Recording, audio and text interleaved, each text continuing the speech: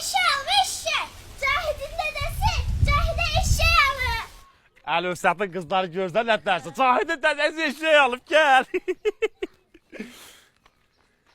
Ne daha ne kışkırırsınız? Eşek görmüyorsunuz. Cahide eşeği almışım bakın.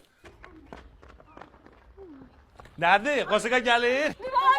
Sağ ol, sağ ol, sağ ol. Oo, neçə aldınız? Ha denge lazımdı diye çaldım. Aldım da. Erkəkli dişidir. Doğru da yoklayacağım. Senin Allah öğütün. Deden hala. Yatıb evdədir. Öldü da yatma. Eşek alır. Görsen. Mübarəkdir. Oyun olsun böyük bata binəsə. Eşeğiniz mübarəkdir. Sağ ol Şahzada baş, sağ ol. Kişi hanı gözüme değmir. Vallahi bilmirəm. Eşeğe baxıb doydunuzsa yığışın həyətə. Tez ol. Hə düz deyir. Eşeğe bakıp doyduysa gidin. Ama atalar yaxşı deyib. Eşeğe hoş demezsen gitmez. Hoşa. Mübarəkdir. Hoşa.